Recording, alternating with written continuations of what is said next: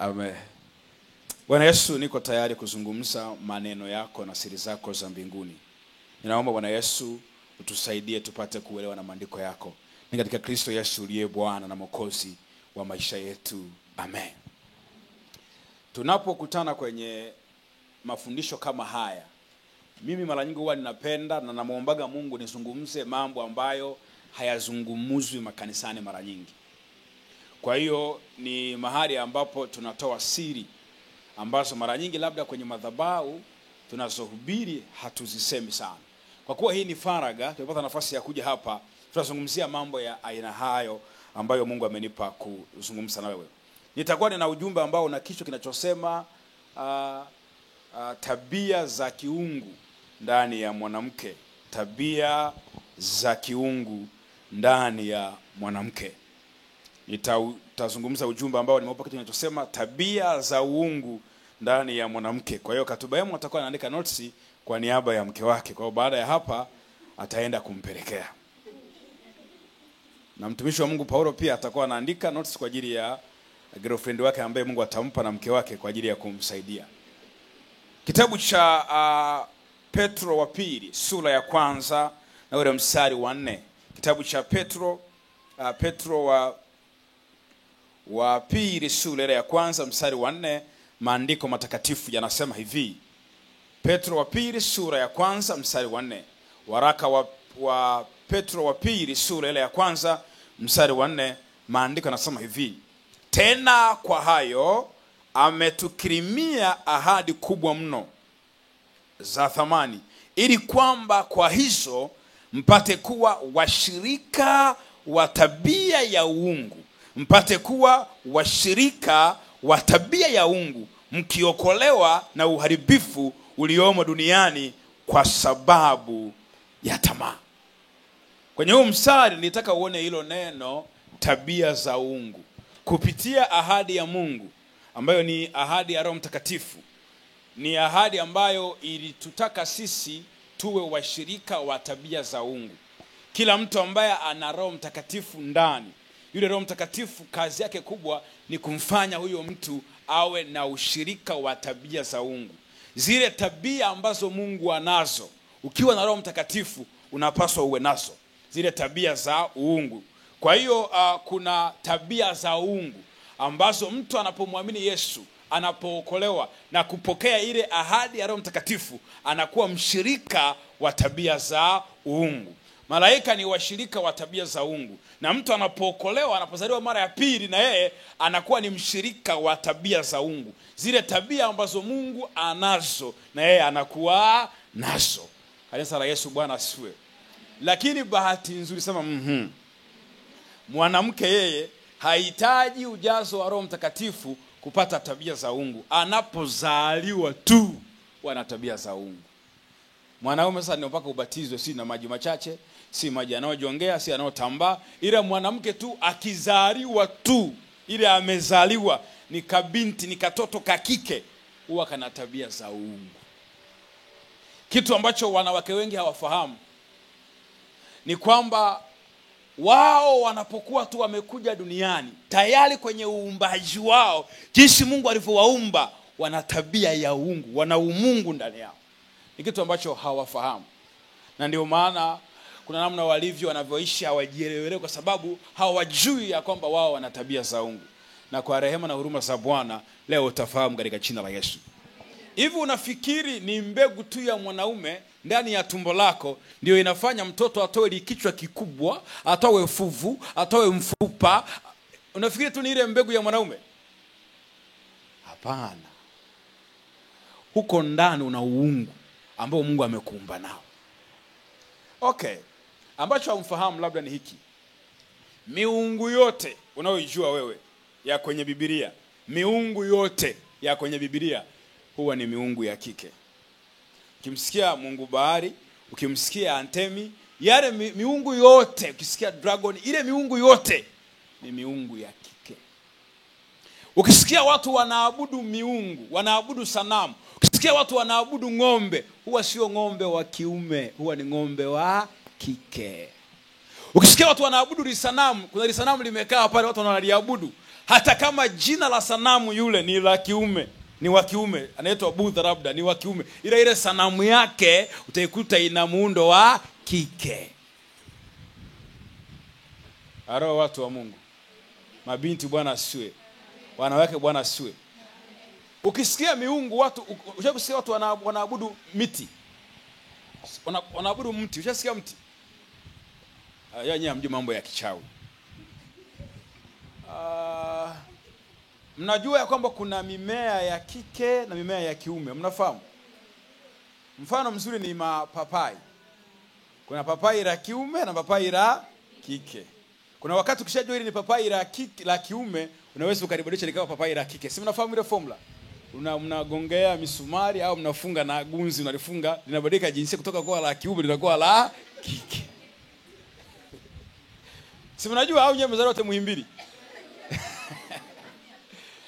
Sasa ukisikia watu wanaabudu kwenye mibuyu, kuna mibuyu ya kike na mibuyu ya kiume.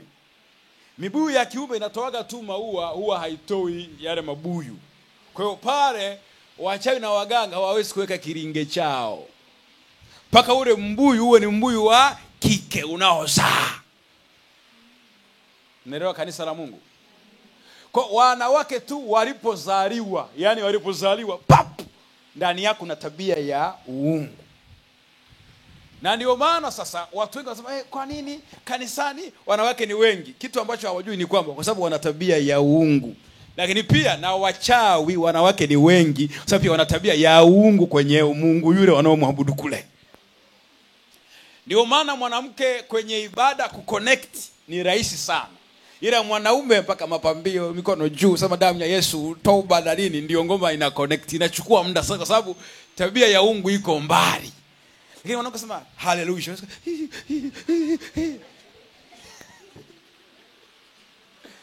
Si kwa sababu yoyote, ni kwa sababu ndani yako wewe una tabia ya nani? Ya uungu. Kwa hiyo wewe kuconnect na Mungu haichukui muda. Kuna wengine mpaka kwanza toba ya masaa 4. Kuna wengine kwanza mpaka ka wimbo ka kuabudu. Kuna mwingine kwanza, lakini mwingine tu mafundisho tu hapa kisikia fundisho. Hai jamani, hai. Ana connect na Mungu wake. Ni rahisi sana kwa sababu gani? Una tabia ya uungu. Kanisa la Yesu Bwana asiwe. Watu wa Mungu Bwana asiwe. Na ndio maana wanawake kwa sababu ya tabia ya uungu ni rahisi sana kuwa wanavyotaka. Unajua sifa moja ya Mungu ana namna ambavyo anaweza akawa kwa namna anayotaka. Anaweza akawa Mungu Mwana, anaweza akawa Roho Mtakatifu, yani kuna namna ambavyo anaweza anaweza akawa niko ambaye niko, anaweza akawa Jehova Jile, anaweza akawa Jehova Nisi, anaweza akajigeuza akawa anavyotaka. Ndio maana hata mwanamke pia anaweza akawa anavyotaka. Na ndio maana wanawake ni rahisi sana kuambukizwa neema ya mtu. Yaani mwanamke kufanya vitu hategemei neema aliyopewa na Bwana. Anategemea pia hata ukikaa naye tu karibu neema yako anapita nayo. Mnamfahamu Mariamu yule mke wa Yusufu? Salamu Maria uliyepewa neema, Bwana yu pamoja nawe. Unajua ile neema aliyopewa Mariamu haikuwa ya kwake. Ile neema anayotajwa nayo Mariamu sio ya kwake, ni ya Yusufu. Na ndio maana huwezi kumtaja Mariamu bila kumuongelea Yusufu. Malaika akatumwa kwa mwanamwali bikira jina lake Mariamu aliyekuwa ameposwa na Yusufu wa mbari ya Daudi. Kuhusu unabii wa ujio wa Yesu, unabii unasema ya kwamba Yesu akija atatokea kwenye shina la Daudi, atatokea kwenye ukoo wa Daudi. Mariamu sio wa ukoo wa Daudi. Aliyekuwa ukoo wa Daudi ni Yusufu. Kwa Mariamu hana neema pamoja na ubikira wake, hawezi kumzaa Yesu. Kinachomfanya Mariamu anapata neema ya kumzaa Yesu ni kwa sababu alikuwa ameposwa na Yusufu wa mbari Daudi.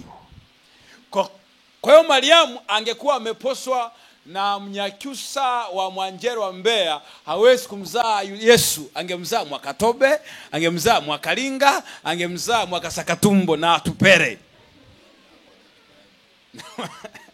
Na Mwakatuba. Mariamu angekuwa ameposwa na Muha.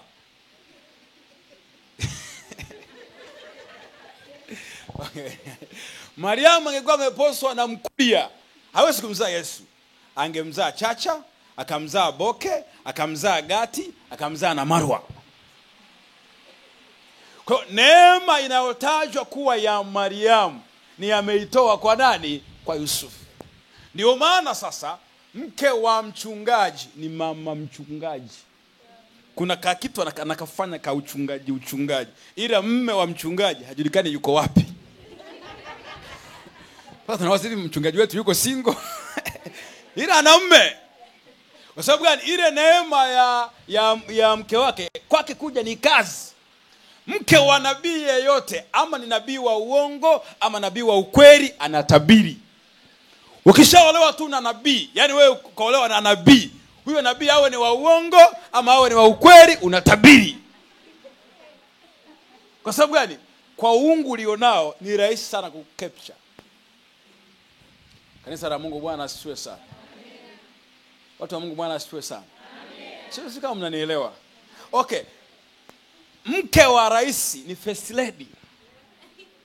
Ana foundation, anasimamia foundation, ni nini sasa Makikota foundation. Hadi anakaeka na yeye anakamsafara, yani waga anakaeka. Mtafute mume wa rais sasa. Paka tunawaza au kuna namna nyingine labda. Ile ndio kweli ulivyo. Kwa nini inakuwa kwa mwanamke ni rahisi? Kwa sababu ya tabia ya uungu ndani. Kwa hiyo wewe kitu ambacho hujui, ndani yako na tabia ya uungu. Unaweza kuoperate kama Mungu anavyooperate. Unaweza kutenda kama Mungu anavyotenda. Si unanielewa? Nimewaambia huku kwa sababu ni faraka, nawapa kodi. Sasa kuna jinsi ninavyokuona unavyoteseka. Yaani kwa hivi huyu kweli ndo ana tabia ya uungu. Usiku ukisikia usiku kwenye simu yako unaandika pale kwenye contact mtumishi Katubaemo, unaanza kupiga simu. Sasa wewe huko hivyo. Yaani wewe hauko hivyo. Wewe una tabia ya uungu ndani. Kile ambacho Mungu unafikiri anapaswa afanye wakati upo kwenye matatizo, kwa uungu ulioko ndani unaweza kufanya. Unasikia watu wa Mungu? Okay. Labda nizungumzie tabia chache. Alafu takazia ile ya mwisho zaidi. Mfano tu wa tabia za kiungu za mwanamke ambazo ni za Mungu. Tabia ya kwanza ni ualfa au umwanzo. Tabia ya ualfa au tabia ya umwanzo. Mungu ni alfa. Mungu ni mwanzo. Hii ni tabia ya Mungu. Kuanza ni tabia ya Mungu. Kuwa starting point ni tabia ya Mungu. Na wanawake wote duniani wana umwanzo. Ndio wanaoruhusu vitu vianze. Na ndio maana kwenye maandiko reference nyingi za watu ama za vitu, kuna wakati zinakuwa rifadi kuwa zimeanzia kwa mwanamke. Ni kiwete tangu tumboni mwa mamaye. Ni kiziwi tangu tumboni, ametengwa ile tangu tumboni inaonyesha mwanzo wake ni wapi. Hii issue yake ilianzia wapi? Ni kwenye tumbo la mama yake. Kwa mama alisimama kama mwanzo wa yeye kuwa namna fulani. Okay. Labda nielezee kwa staili hii.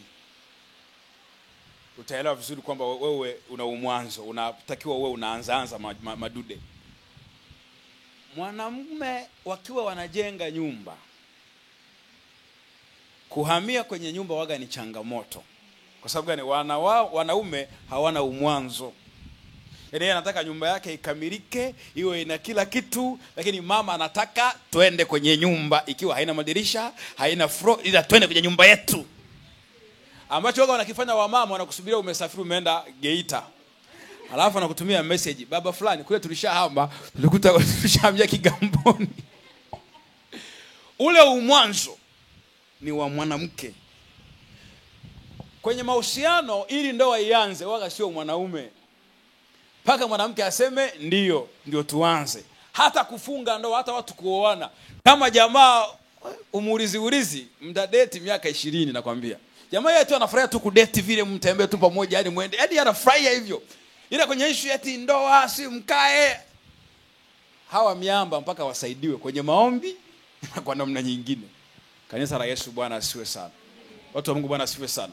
Kwa kila mwanamke ana umwanzo. Ndio maana wanawake wanaanza tu vitu. Ukiwa shuleni unaanza hiki, unafanya hiki, unafuga tukuku, unafanya nini ule, unajifunza kusuka nywele. Una tukorokoro twingi ambato unaanza. Ni tabia ya Mungu. Shida ni kwamba kuna wanawake ambao wana tabia ya uungu. Amekuja hapa, hajawahi kuanza chochote. Leja nako jirani, muulize jirani, wewe jinsia gani?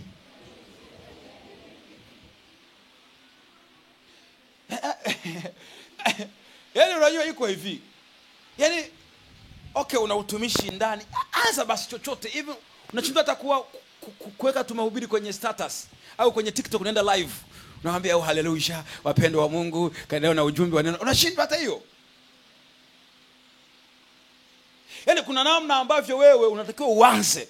Na ndio maana kwa nini watu wanasema huyu alipooa ndipo akafanikiwa? Kwa sababu walikuwa wanakaa kule ndani, mke wake anamtia moyo. Anza bwana, fungua nawe kampuni yako, utagiriwa mpaka lini baba Joel? Kuna miamba wana pesa, paka wanaoa hana kiwanja. Yaani mama paka anaoa ana magari tu ila kiwanja hana. Kwa anategemea mtu mke wake ambaye ana tabia ya uungu ndiye amsaidie kuanza kutengeneza nyumbani. Mwambie nako jirani, ndivyo ulivyo wewe. Sasa wewe ambaye huanzi chochote, yani huanzi chochote. Na kuna watu wameshakataa kabisa kuanzisha mahusiano. Mimi sitaki kabisa, sitaki. Wewe una mtazamo gani? Huanzishi biashara, huanzi mradi wowote, huanzisha ufugaji hakuna, yani hamna kitu. Kuna wengine tu hata kuanzisha garden ya maua nyumbani kwake ameshindwa. Sasa wewe huko hivyo.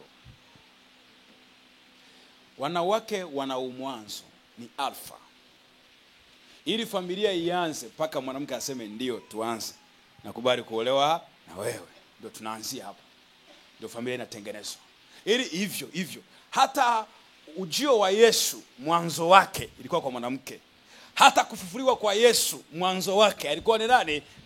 Hivi nafikiri Mariamu anaenda kwenye kaburi ambalo lina jiwe kubwa, na hilo jiwe bado limegongwa muhuri wa mfalme kwamba uruhusiwi kuligusa, ili eti wanaenda kaburini eti kupaka mwili wa Yesu manukato. Ni sababu hai make sense na haipo. Ile lazima kwa sababu wana mwanzo, sema wao wa kwanza kukutana na Yesu aliyefufuka. Sponsor wa kwanza wa huduma ya Yesu walikuwa ni wanawake. Si mnafahamu hilo? Ndio sponsor wa kwanza. Sasa wewe uko ni mwanamke huko hapa na sio sponsor wa bebeliziko wa familia. Una matatizo. Kwa hiyo wanawake wameumbiwa umwanzo. Na ndio maana vitu ambavyo vinavyoanza vimekuwa rifadi hata kwenye lugha kwa picha ya mwanamke. Utasikia lugha yake mama, nchi mama. Si mnaelewa hayo mambo? Kwa sababu ya ule umwanzo. Kwa tabia ya Mungu ni mwanzo. Na wanawake wana tabia ya umwanzo, kuanza vitu. Kwa kila ambaye ni mwanamke tunategemea ya kwamba kuna kitu awe ameanza kwenye maisha. Sio jambo moja, sio mawili, matatu, manne. Yaani kuna tu vitu wewe umeanza. Sasa umeanza nini? Mpaka sasa hivi. Umeanzisha kitu gani?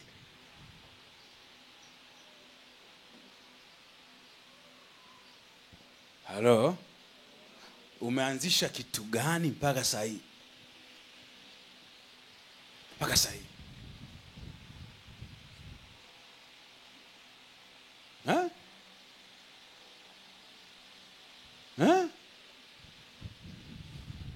Okay. Tabia ya kwanza, ya pili. Tabia ya uungu ya pili ya mwanamke ambayo ameumbiwa na Mungu tangu alipozaliwa. Hahitaji kuokoka. Yaani hahitaji kuzaliwa mara pili ili awe nayo. Akizaliwa tu anakuwa nayo. Tabia ya pili ni kutokupoteza. Umeshaandika tayari kutokupoteza. Tabia ya tatu nataka nizungumze kwa pamoja ili niokoe muda. Tabia ya tatu ni kutafutwa na kupatwa. Tabia ya tatu ni kutafutwa na kupatwa. Tabia ya nne na wale walioferi imla ni kutafutwa. Nimesema ni kutafutwa na kupatwa. Tabia ya ngapi? Ya tatu hiyo, si ndio? Tabia ya nne ni kutafuta na kupata.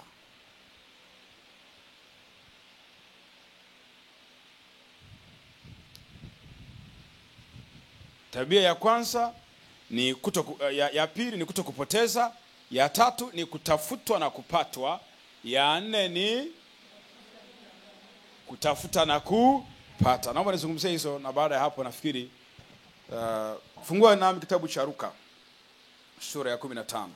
Zungumzia kwa pamoja hizo ili niweze kuokoa muda.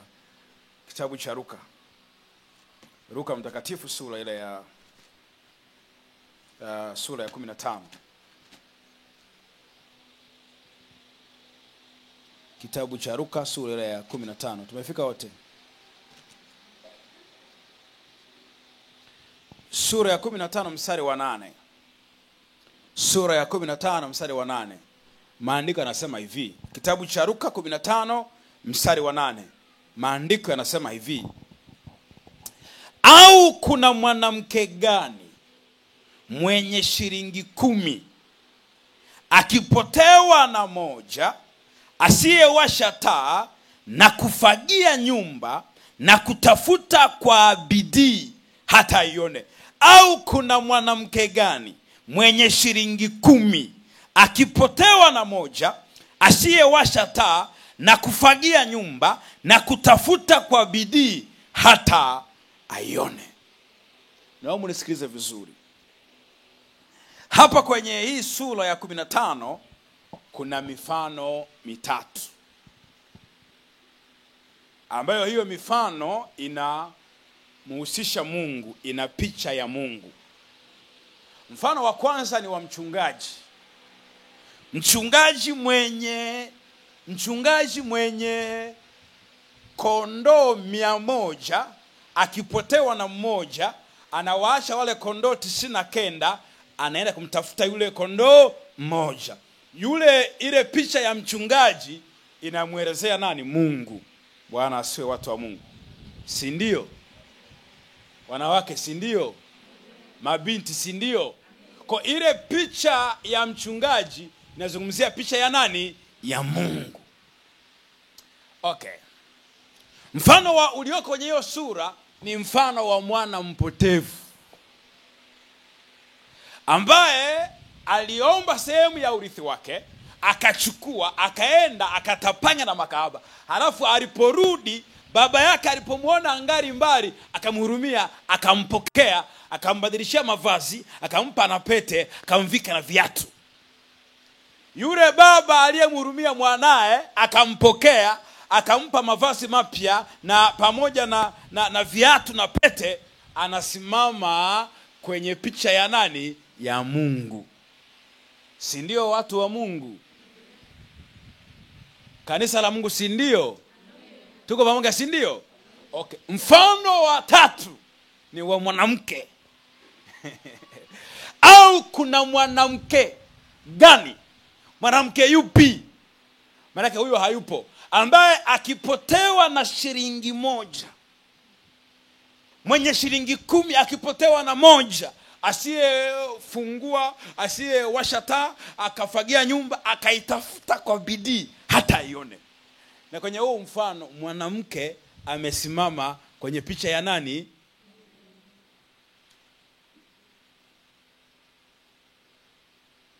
Hello?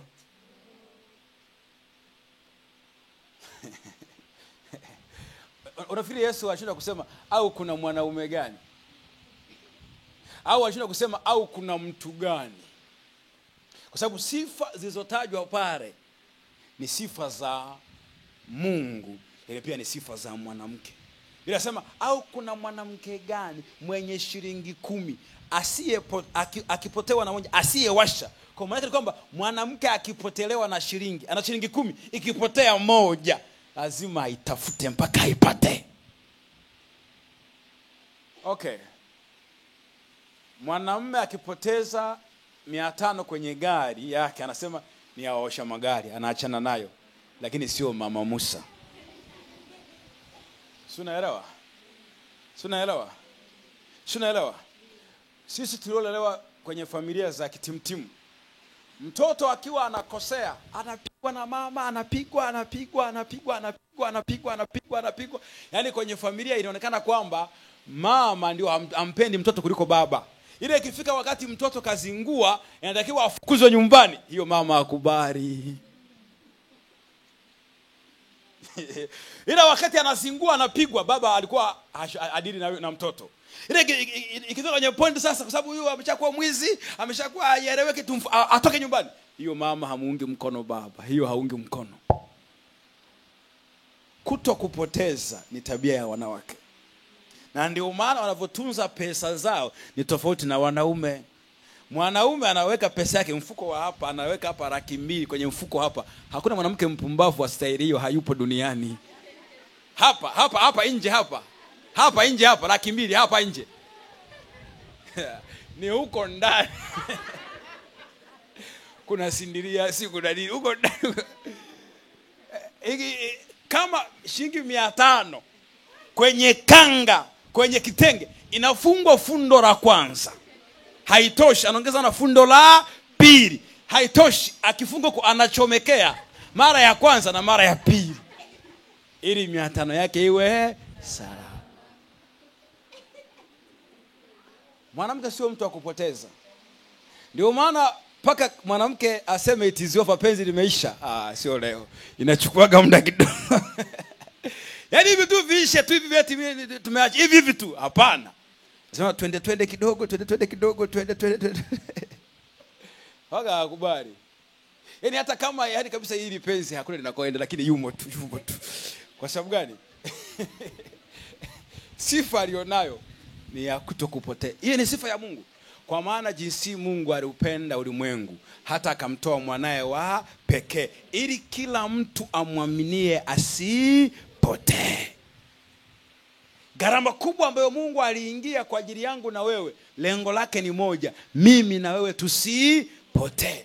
Na gharama kubwa ambayo mwanamke anaingia, asingependa vitu vyake vipotee. Ndio maana madalali wanauza magari, kati ya sifa nzuri ya gari, ili gari liko na nani? Na mwanamke. Lazima bei yake iwe juu, nipunguzie. Hili alikuwa analimiliki nani? Maana hilo gari halijapotezwa, lina ubora wake bado.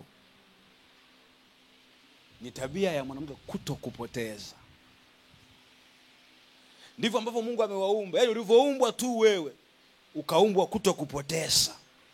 Hasa kwa nini umekubali biashara yako imepotea? Kwa nini umekubali? Kwa nini umekubali yale mawazo na zile ndoto na yale maono uliyokuwa nayo wakati unasoma yamepotea?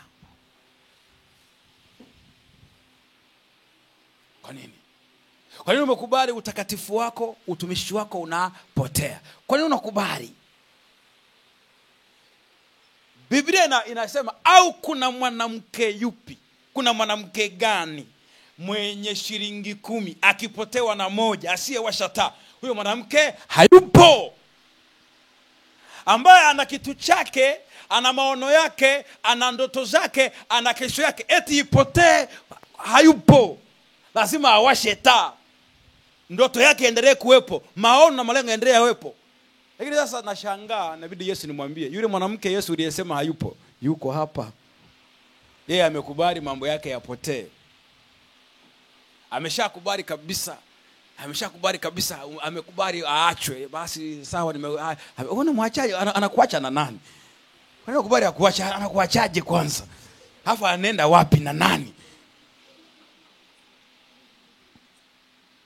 Unachote kirahisi hivyo? Wenzako wanaroga, wewe basi omba basi. Mimi kuna msanii mmoja nampenda sana. Waga nasikia wanamsema, si nini ni kinganga. Huyo ndio mwanamke, acha wewe kinganga.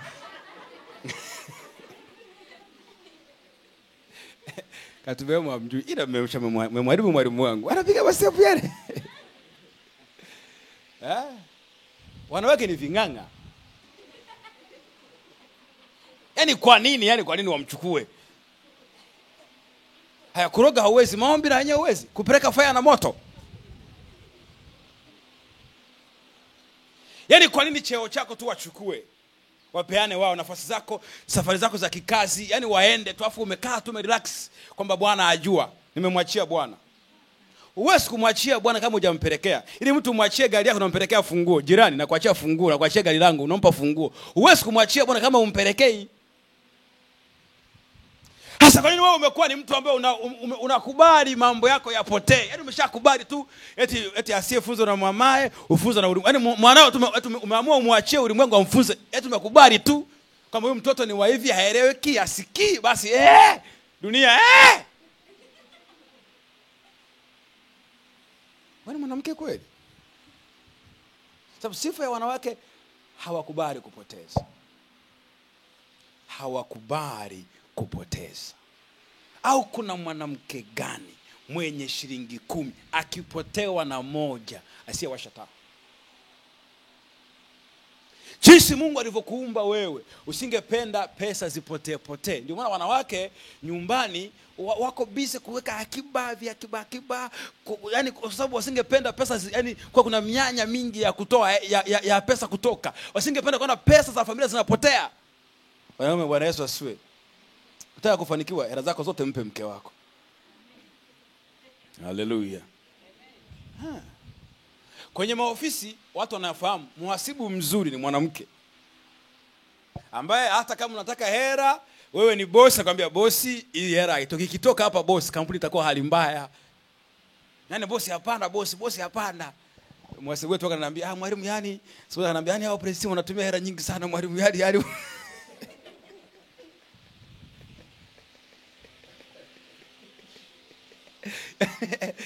sio sababu mkamvamia.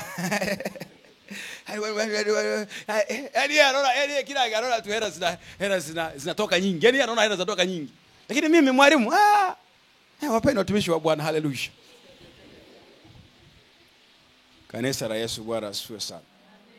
Sifa ya uungu ambayo umeupewa na Mungu, ambayo wanaume hawana, ni kutokupoteza. Kutokupoteza. Na kweli nyie mnatunza nguo za miaka na miaka. Nguo ya mwaka na nguo yako fulani, yani ile nguo hata yani na unamwambia fundi uweke kinyama kikubwa, kwa hiyo kikubwa unatanua kile Sasa inakuaje kwenye hayo mambo mengine huko hivyo? Mbona kwenye vitu vingine huko hauko serious?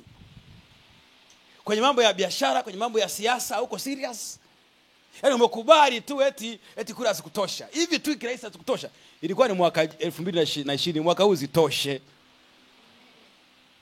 Kanisa la Yesu, Bwana asifiwe. Watu wa Mungu, Bwana asifiwe. Mbele nako jirani, tulivyoumbwa na Mungu sio watu wa kupoteza. Sio watu wa kupoteza. Haiwezekani, inabidi yani kwa jinsi alivyokuumba Mungu, uwaombee watoto wako kiwango ambacho hawezi kupotelea kwenye dunia. Bwana asifiwe sana. Bwana asifiwe sana. Unapaswa uombee watoto wako kiwango ambacho hawezi kupotelea kwenye dunia ya leo. Ndivyo Mungu amekuumba. Ndivyo uko hivyo. Sasa sisi sijui kuna shida mahali. Kuna namna ambavyo tumekubali hata ibada zipotee. Tumekubali hata ibada zipotee. Kuna mambo ambayo tunapaswa tuyasimamie ndani ya ibada ili ziendelee kuwepo, zipotee. Wewe unamwambia mwalimu Katubemo, sasa umetosha. Kila siku Ijumanne umetosha. Inabidi tu tunapiga wiki moja pale Suma JKT, wiki inaisha. Haleluya. Mbona hamjaitikia? Nimesema haleluya. Amen. Sasa wewe ndio unabidi ufanye hiyo ibada iwepo. Sawa shosti. Inua mikono yako juu kwa Bwana, sema Bwana Yesu, asante Yesu kwa tabia hii ulioiumba ndani yangu kama tabia yako. Bwana Yesu, ibada hazitapotea kwa jina la Yesu. Kwa jina la Yesu, makongamano ya wabeba riziki wa familia hayatapotea kwa jina la Yesu. Amen. Pigie Yesu makofi begini. Mwalimu angetamani yale makongamano yetu yale ya Jumamosi. Tunafahamu yale. Yaendelee kuwepo. Shida mpunga. Pesa. Na mwalimu ana moyo kukodi reli. Mimi nishasema takodi vitu vyote, ile reli TV ile milioni 4 inauma.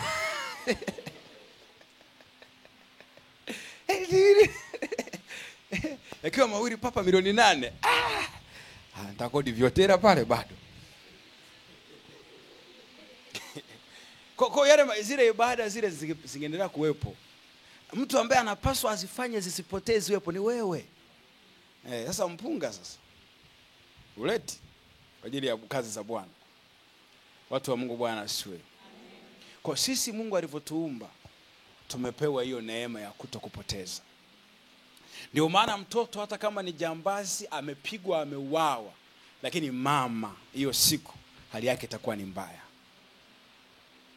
Hali yake itakuwa mbaya. Yaani ni jambazi, hajaumbiwa kupoteza. Jinsi Mungu alivyomtengeneza ndani, hajamtengenezea kupoteza. Ndivyo ambavyo wewe uko hivyo. Kwa usikubali vitu vyako vipotee juu. Yaani mtu tu akupige tu safari yako, wachukue wapeane cheo chako, wapeane. Hapana. Yaani usikubali tu eti mume wako wamchukue tu hivi. Hapana. Lazima upate nafasi ya kuamlisha, kumuomba Bwana, kuamuru vitu vyako visipotee katika jina la Yesu. Kwa maana jinsi Mungu aliupenda ulimwengu hata akamtoa mwanae wa pekee ili kila mtu amwaminie. Ni tabia ya Mungu kutokupoteza. Hawezi kukugharamikia Yona, akupeleke Kipaimara, akupeleke Sunday school, akulipie theolojia uende kusoma Mwika, alafu useme utaki kwenda Ninawi. Hiyo hasara Mungu hapendi. Kama ni viboko utakula, ila siwezi kukubali kupoteza. Ndio asili, ndio tabia ya Mungu. Mungu akishakuchagua amekuchagua saa nyingine. Ndio maana hata ukitokea ni wana makorokoro uzingwe bado yuko na wewe. Ameshakuchagua, amekuchagua. Kanisa la Yesu, Bwana asifiwe. Mungu hapendi kupoteza. Sasa kama hiyo tabia pia wanawake wote wameumbiwa na Bwana, hawakubali kupoteza vitu vyao. Sina kumbuka jinsi ulivyopoteza bikira yako na ulikuwa hujaolewa ulivolia. Sina unakumbuka au nimeongea vibaya? Si unakumbuka ulivolia? Ulivyojutia? Ndio Mungu sasa yuko hivyo. Ndio Mungu yuko hivyo. Hujaombewa kupoteza. Inua mikono yako juu kwa Bwana. Sema, Bwana Yesu, ninaomba unisaidie kwenye maisha yangu. Kila kitu, kila baraka niliyoipokea haitapotea kwa jina la Yesu. Kwa jina la Yesu. Kila kitu chema ambacho nimekipata kutoka kwako hakitayeyuka kwa jina la Yesu. Amen. Maandiko yanasema wakaokota ile mana asubuhi baada ya asubuhi. Na mchana jua lilipokuwa kali kikayeyuka. Mungu alikuwa anawapa mana, ila jua lilipokuwa kali ile mana iliyeyuka. Kuna watu wengi ambao huwa tunapewa vitu na Mungu, jua likiwa kali, changamoto zikiwa nyingi, vile vitu ambavyo tumepewa na Mungu vinayeyuka. Lakini hiyo sio tabia ya wanawake. Sio tabia yako. Kwa lazima ujue ya kwamba mimi sijaumbiwa kupoteza, sio mtu wa kupoteza. Na ndio maana ndoa inavunjwa na mikono ya Biblia inasema mikono ya mwanamke ndio inavunja nini? Ndoa. Hata kama mume ni mlevi, haeleweki, yuko kushoto kulia, ila anayeamua kuvunja ndoa ni wewe. Kwa sababu gani? Wewe hujaumbiwa kutokupoteza. Ila jamaa yeye kupoteza ni kawaida. Yaani ajali, yani iko hivyo. Sasa mambo ambayo Mungu amekupa, pata nafasi ya kuyaombea. Baraka ambayo tayari Mungu ameshakupa, pata nafasi ya kuiombea. Ndani yako kuna uwezo wa kuzuia hilo jambo lisipotee. Ndani yako kuna uwezo wa kuzuia hiyo baraka isipotee kwenye familia, kwenye maisha yako, katika jina la Yesu. Na mtu mmoja mwenye imani aseme amen. Mwambie jirani yako, jirani, ndivyo ulivyo. Nisisikie umepoteza chochote. Okay. Namba 3 nimesema ni kutafutwa na kupatwa. Hii ni sifa ya Mungu. Ngoja nione kama utaona hii verse.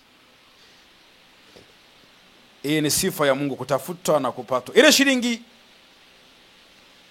ya nione kama nitapata hii verse. Isaya 55:6. Isaya 55:6. Isaya 55:6.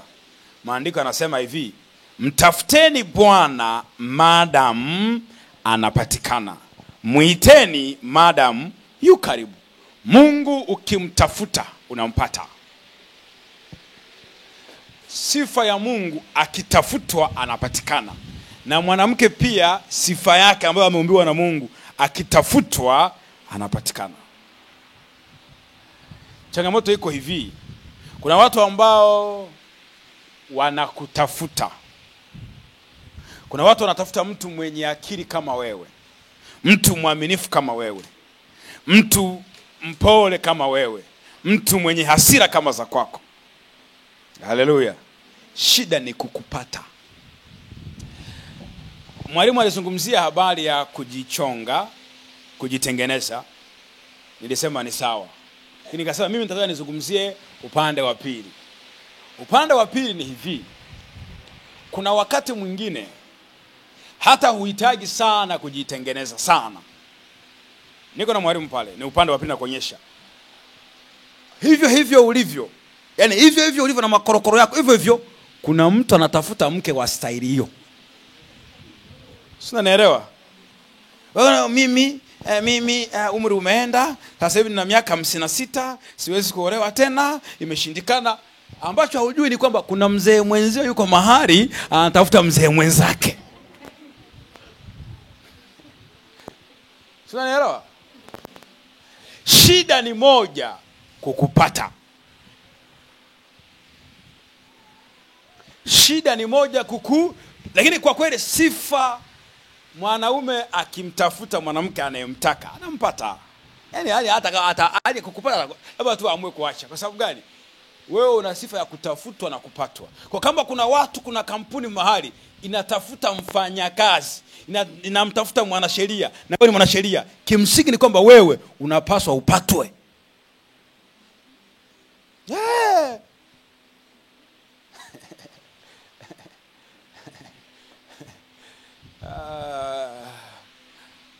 Okay.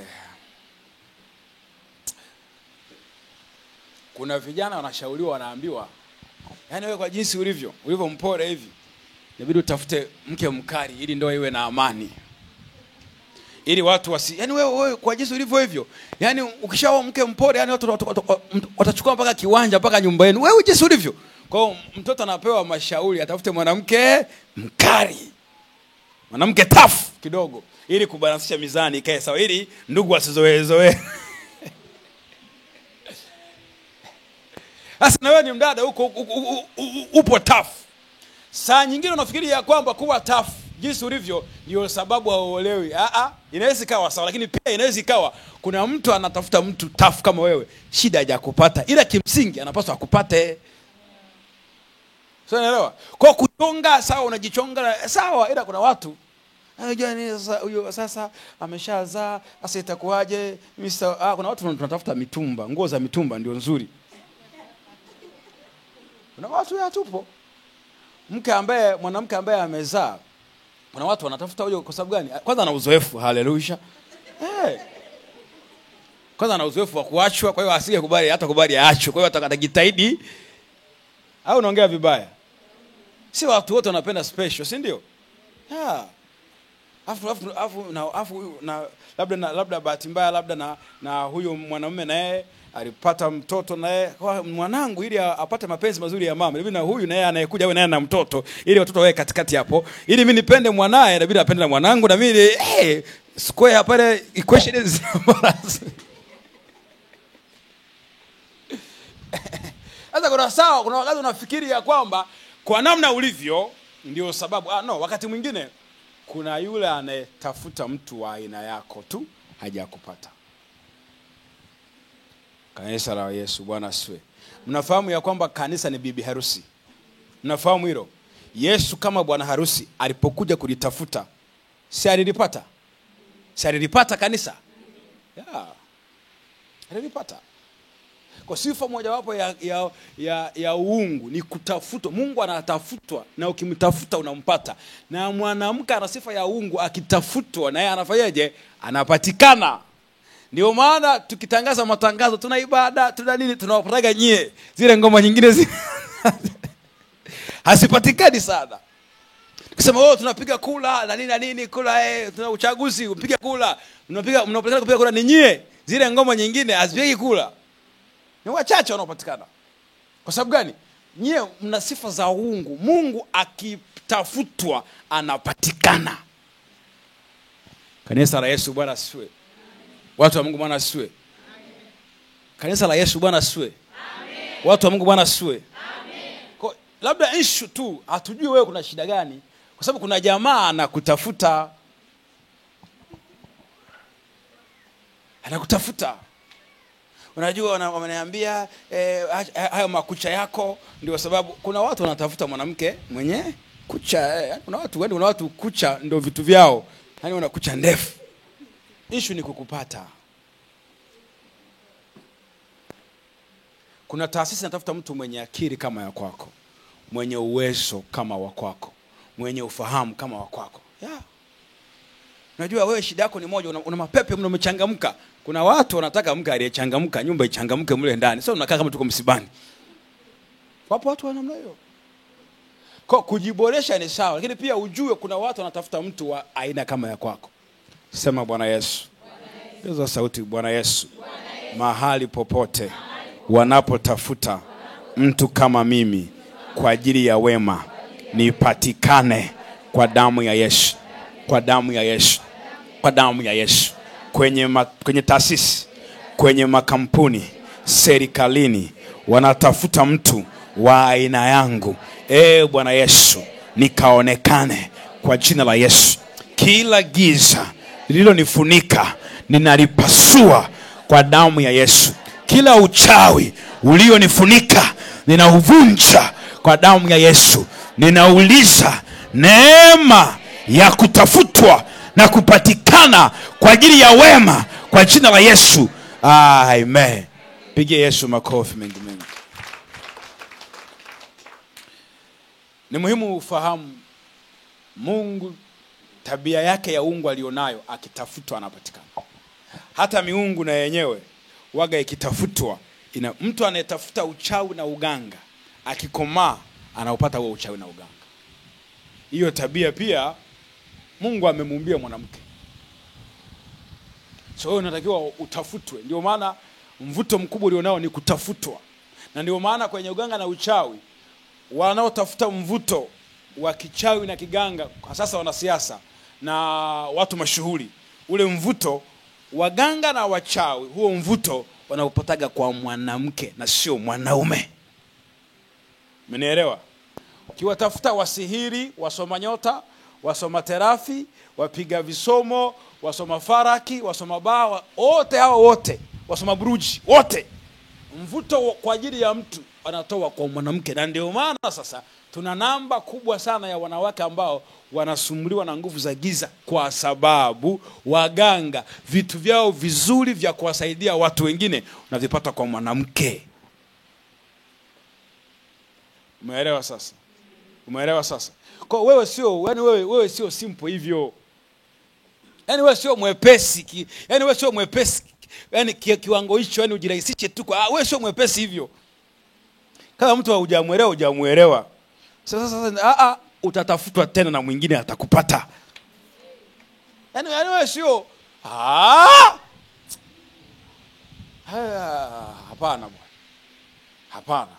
Ni tutakufukuza kazi. Unafukuzwa hapa, kuna kampuni na kutafuta ikupe kazi. Ndivyo wewe ulivyoumbwa na Mungu. Sasa bahati mbaya sasa uko hapa na kazi huna, jameni. Jameni. Hapana. Ile neema ambayo Mungu amekuumbia ya kutafutwa na kupatikana, hiyo tabia ya uungu ianze kufanya kazi katika jina la Yesu.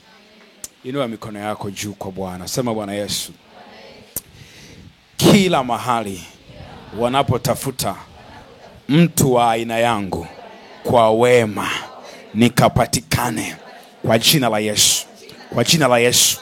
wanapotafuta mtu mwenye akili, mtu mwenye hekima, mtu mwenye uwezo, mtu mwenye ushawishi, nikapatikane kwa damu ya Yesu, kwa damu ya Yesu, kwa damu ya Yesu. Mtu mwenye imani aseme amen. Pigie Yesu makofi mengi mengi. Sifa ya tatu ya mwanamke, ya nne nafikiri, ni kutafuta na kupata. Hii ni sifa kubwa sana. Mwanamke akiamua jambo lake,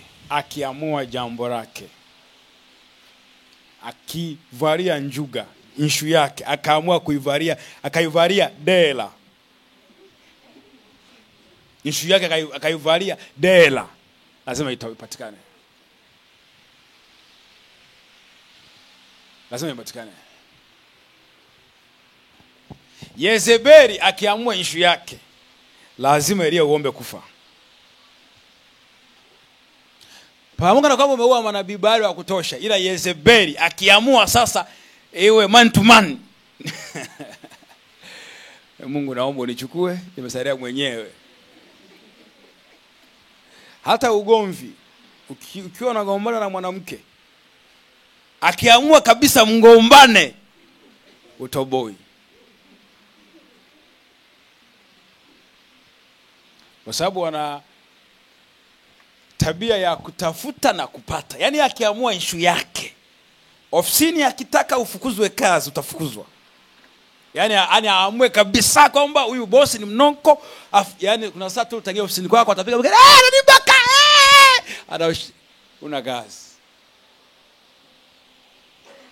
Au kuna mwanamke gani mwenye shilingi 10 akipotewa na moja, asiyefagia nyumba, akawasha taa, akatafuta kwa bidii hata hiyo? Wewe jinsi Mungu alivyokuumba ni kutafuta na kupata. Mwana wa Adamu alikuja kutafuta na akapata. Mungu naye alitutafuta sisi, mimi na wewe tuliokuwa tumepotea, akafanyaje? Akatupata. Na wewe hiyo tabia unayo. Ukitafuta jambo lako, una uwezo ukalipata. Ila tu changamoto ni kwamba kuna gharama za kutafuta ambazo wanawake wengi ndio wanazikwepa. Issue iko hapo. Ila ukweli ni kwamba kama wewe ukitaka kuwa nabii leo hii, kesho tunaanza kutabiri. Wewe niamini mimi.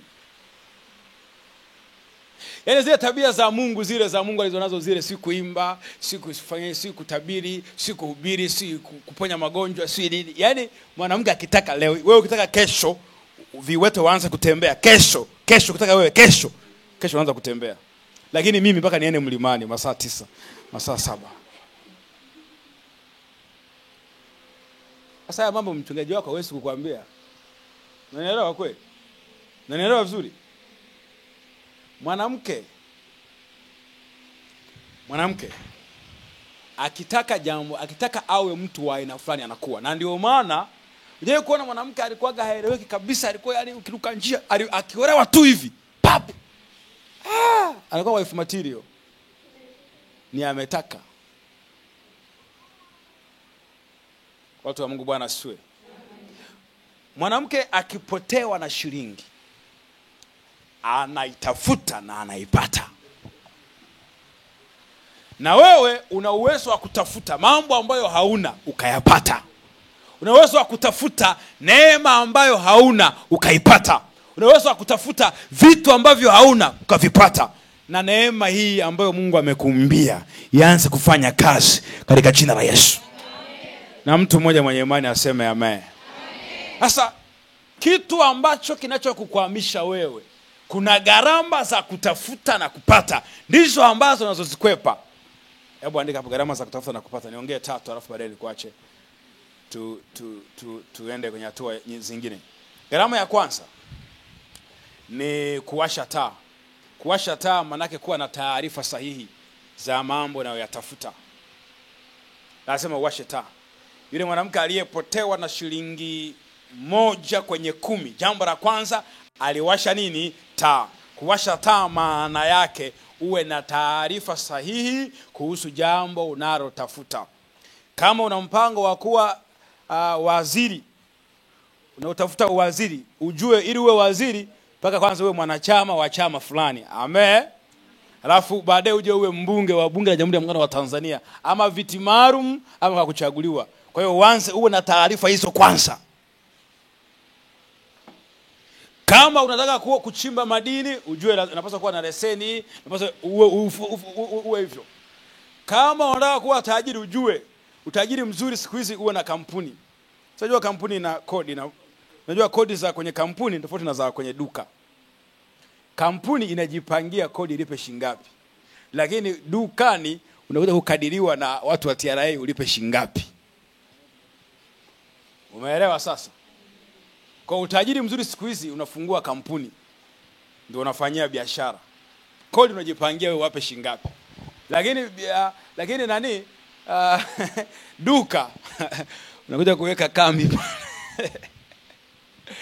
Kama kuna kitu unakitafuta, lazima utafute taarifa sahihi.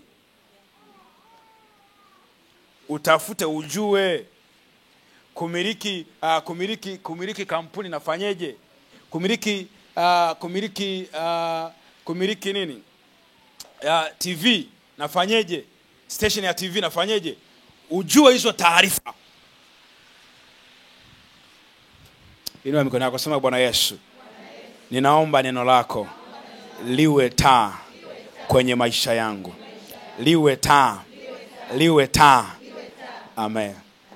Neno la Mungu linaweza kukusaidia kupata taarifa sahihi kuhusu wewe na kile unachokitafuta.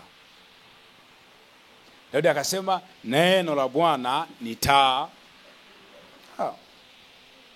Kanisiende deeper sana. Issue ya pili ni kufagia nyumba.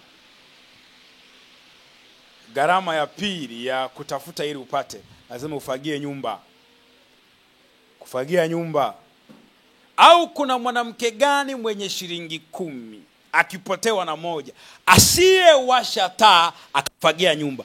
Unaweza ukawasha taa, lakini bahati mbaya ile shilingi ikawa ipo kwenye uchafu, kwenye makaratasi, utaiona bado. Kwa hiyo baada ya kuwasha taa unafanyaje? Unafagia nyumba. Kufagia nyumba maana yake ni kuondoa vizuizi vyote vinavyokuzuia wakati unapotafuta. Kama kuna bosi wako anakuzuia kwenda kusoma, unamfiatua leo, anafukuzwa kazi ama anateuliwa na kuwa balozi Sudani Kusini.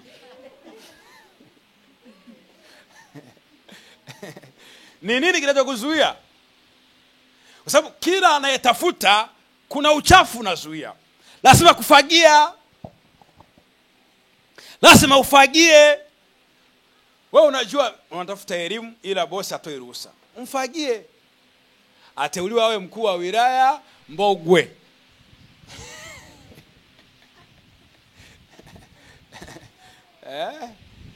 Nani? Kama kuna kitu kinachokuzuia, fagia nyumba. Fagia nyumba. Fagia nyumba. Kama kuna mtu mfagie. Sasa shida wewe ni mlokole sana. Umeambiwa ya kwamba waombeeni wale wanaowaudhi. Ni kweli kabisa, Biblia inasema tuwaombee wale wanao tuudhi, lakini haijasema aina ya maombi. Kwa kuwafiatua pia tunawaombea wale wanao Ni kitu gani kinakuzuia wakati unatafuta? Lazima ukiondoe. Lakini gharama ya 3 ni bidii. Lazima wewe ni mtu wa bidii. Wewe mtu wa bidii. Usichoke, tafuta kwa bidii, fanya kazi kwa bidii. Ukilipa hizo gharama 3 za kutafuta, kama mwanamke unapata unachokitafuta. Ukitafuta taarifa sahihi, halafu baada ya hapo ukafagia nyumba, ukawa na bidii, umepata unavyovitafuta. Sasa hizi gharama zote 3. Gharama ya kwanza, taarifa. Kuna wanawake wengi hawana taarifa kuhusu ABC. Kuna taarifa unazo za dunia mbaya. Kuna taarifa unapewa kuhusu biashara mbaya, kuhusu wanaume mbaya, kuhusu utumishi mbaya. una taarifa mbaya, ila kwenye neno la Mungu kuna taarifa sahihi. Kanisa la Yesu Bwana asifiwe. Kuna mtu ukimwambia nataka kufungua biashara, haiwezekani. Lakini unatakiwa kupata taarifa sahihi kwa watu unaowaamini, lakini pia taarifa sahihi kutoka kwa Mungu mwenyewe. Na jambo jingine, lazima pia ufagie nyumba. Lakini na jambo la tatu, uwe na bidii. Ukilipa hiyo gharama kama mwanamke, una uwezo wa kupata unavyovitafuta. Na kwa huruma na kwa neema ya Bwana, kiwa liko jambo lolote unalolitafuta, kwa neema ambayo Mungu amekupa, ulitafute, ulipate katika jina la Yesu. Ninaomba usimame. Naomba usimame tu mahali ulipo. Tupate dakika chache hapa za kuomba kwa imani kubwa. Tutaomba maombi haya kwa imani kubwa.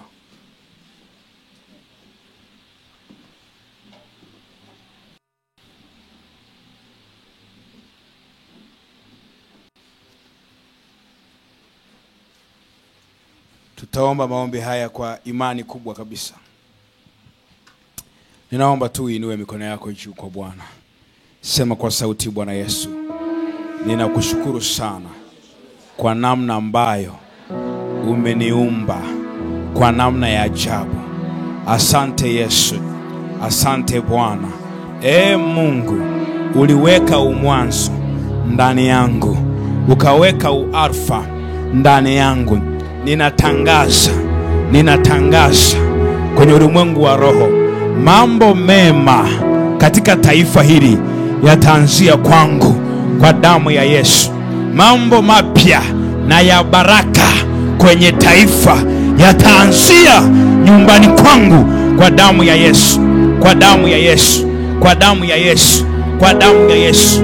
Kwa damu ya Yesu. Kwa damu ya Yesu. Ninakiri na kutangaza kila baraka niliyopewa na Bwana kwenye maisha yangu haitapotea kwa damu ya Yesu. Kwa damu ya Yesu. Kila neema ambayo Bwana amenipa, ninatangaza haitapotea kwa damu ya Yesu. Kwa damu ya Yesu. Kwa damu ya Yesu. Kwa damu ya Yesu. Kwa damu ya Yesu. Hebu kiri kwa imani, kiri tu kwa imani, kiri kwa imani. Kiri tu kwa imani. Kuna vitu Mungu amekupa. Hele makamu sata. Osana makabos. Ye papa kama mabosanta. Kuna mambo Bwana amekupa.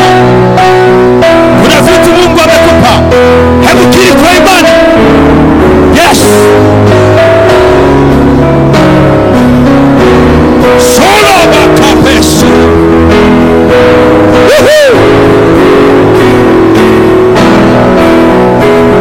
Celebente que le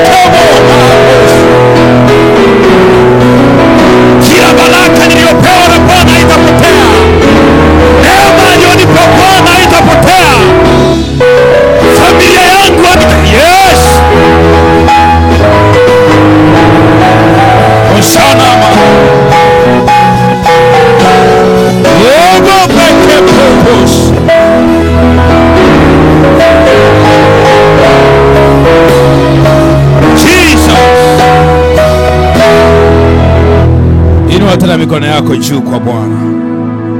Sema, Bwana Yesu, tabia ya uungu ulioniumbia ni kutafutwa na kupatikana.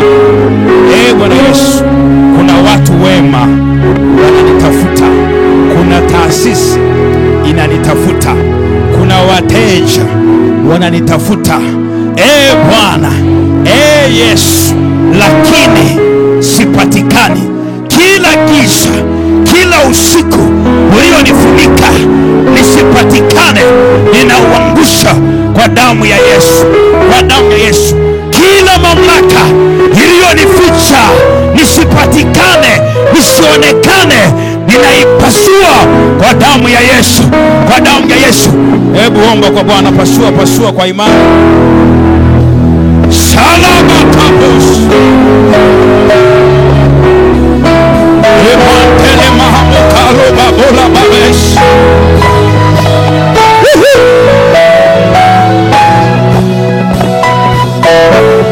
Rapala bakapos. Sonoma. Mamlaka ya giza, mamlaka ya adui, natafuta sipatikani, na watu wema wanipe kazi, wanipe biashara, ya kakos. Palobos.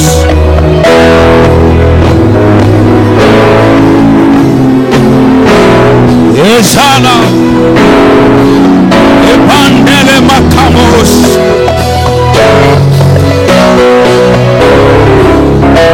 Ayabakokates.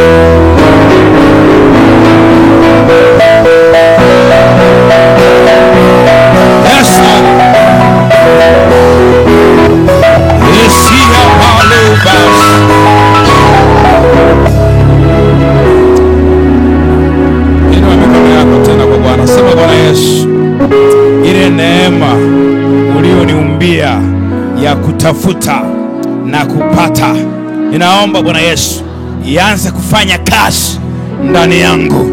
Kila jambo ndani yangu nitakaloamua kulitafuta kwa msaada wa Bwana na msaada wa Mungu anayekaa ndani yangu likapatikane kwa jina la Yesu, kwa jina la Yesu. Neema ya kutafuta na kupata inayokaa ndani yangu, Yesu, Bwana, ianze kufanya kazi ndani yangu kwa jina la Yesu.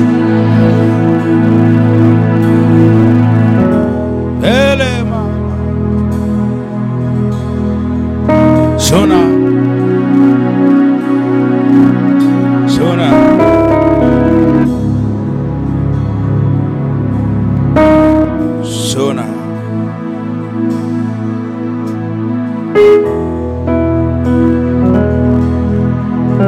Osha.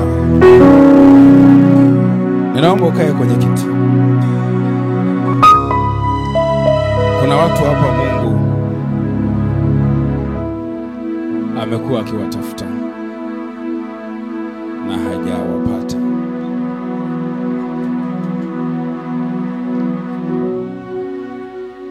Leo amefurahi kwa kuwa umekuja kwenye ibada hii ya leo, na anaamini ya kwamba atakupata. Naomba ufunike macho yako, usinamishe shingo yako. Kuna mtu anatafutwa na Mungu, anatafutwa na Mungu. Huu ni mwaka wa 1, 2, 3, 4, 5 na miezi. Kuna mtu yuko hapa wa Mungu anamtafuta kwa ajili ya utumishi, amtumikie yeye kwa miaka hiyo na hajampata bado. Na saa nyingine huyo mtu anapata hofu na woga, anadhani ya kwamba hawezi kumtumikia Bwana, hawezi kuifanya kazi ya Bwana kwa kiwango hicho. Funika tu macho yako.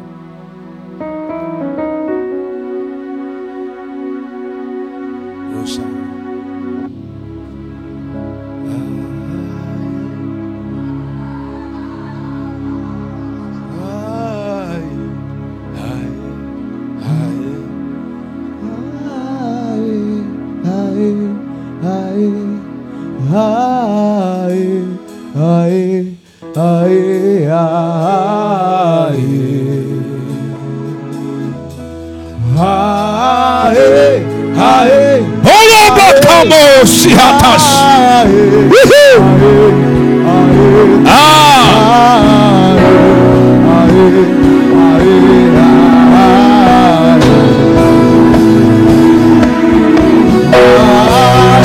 Mbingu zimefurahi leo umekuja. Mungu amekutafuta, amesema na wewe kwenye ndoto. Aya pakalobo kamosi.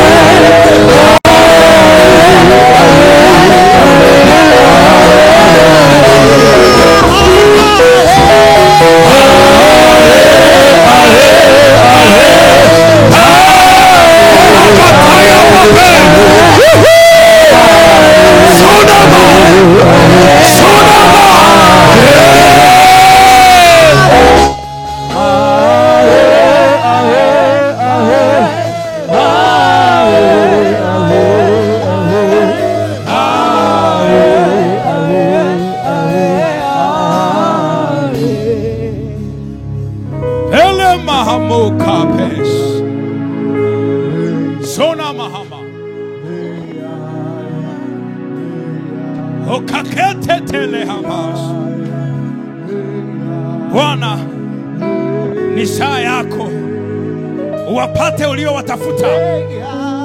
Wengine walitoroka, wakakuacha jangwani.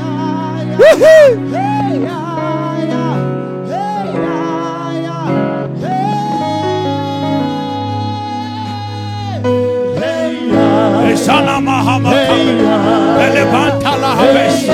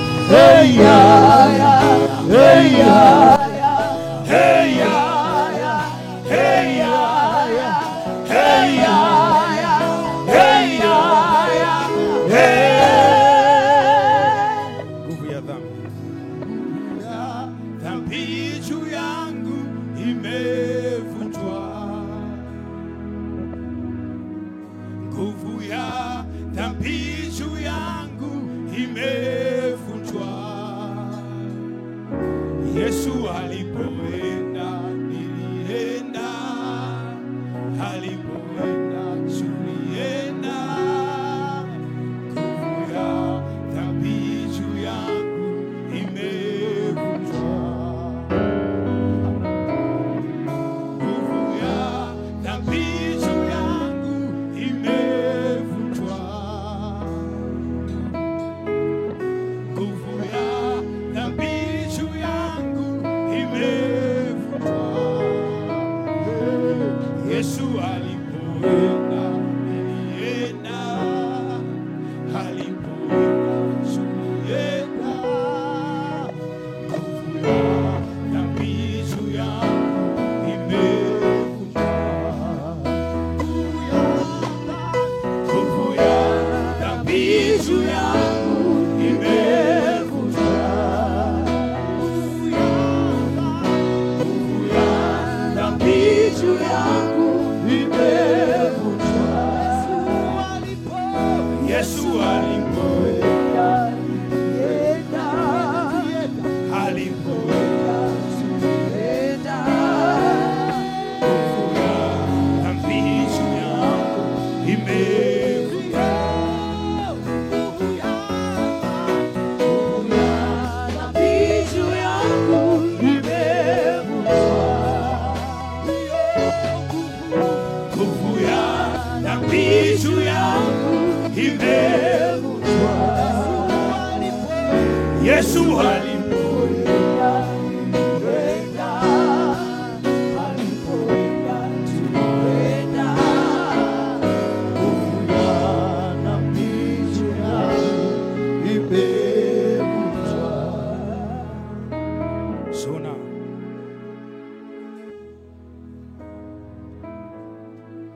Mungu umewatafuta mchana na usiku, hawakupatikana.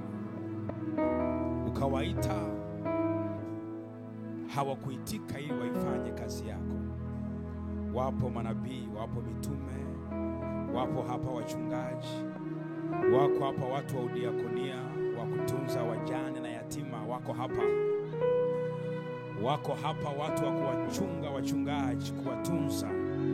Wapo hapa watu ambao watafanikisha utumishi, watatoa fedha zao ili wafanye kazi yako. Wako hapa. Umewatafuta mchana hukuwapata, ukawatafuta usiku hukuwapata. Leo wamekuja wenyewe. Leo wamekuja wenyewe. Wamekuja wenyewe, hawakujua kwamba na hapa na watafuta. Roho wa Bwana, Roho wa Bwana, Roho wa Bwana, Roho wa Bwana, Roho Mtakatifu na yaishi na tawala. Watoto wako hawapa ambao Bwana anawatafuta waifanye kazi yake. Hao wamekuja wenyewe.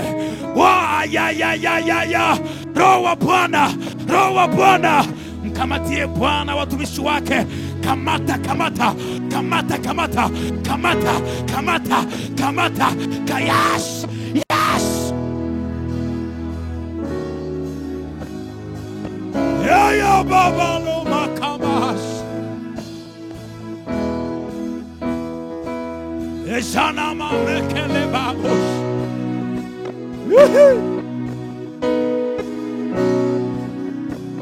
Osayaba.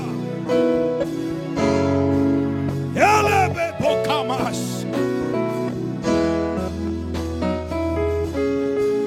Yeah.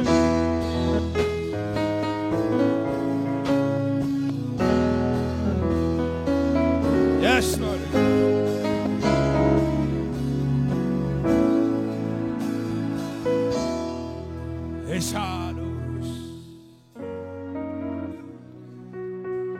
Uliwaita wakiwa wamelala usiku, hawakuitika. Ukawatumia wajumbe, watu wakaenda kuongea nao. Wakawaambia wewe umeitwa mtumikie Bwana. Wakawaambia wewe unapaswa uwalee yatima.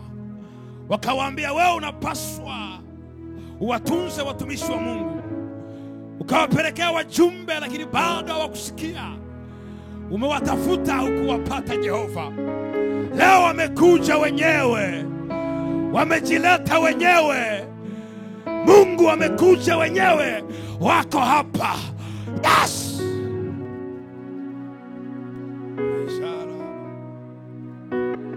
Sona mama.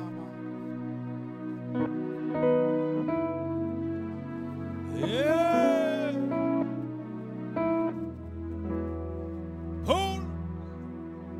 Hokakos. Sana mama.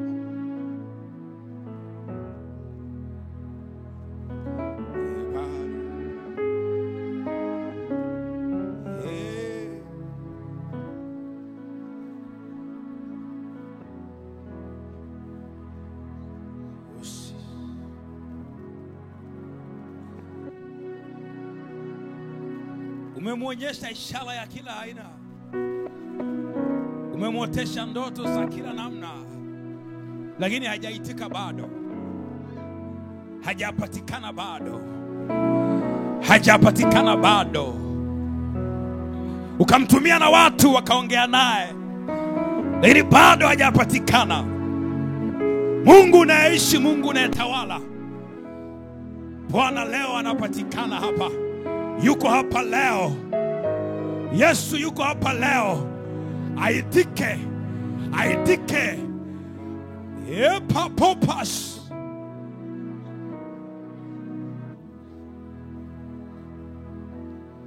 Mama. Alababos. Bwana Yesu. Bwana Yesu, Yesu, Yesu. Asifiwe. Asifiwe. Bwana Yesu, Yesu, Yesu. Bwana Yesu, Yesu, Yesu. Asifiwe. Asifiwe. Bwana Yesu, Yesu, Yesu. Bwana Yesu, Yesu, Yesu. Asifiwe. Ola baboka bas. Asifiwe. Bwana Yesu, Yesu, Yesu. Bwana Yesu, Yesu, Yesu. Asifiwe. Leo amepatikana.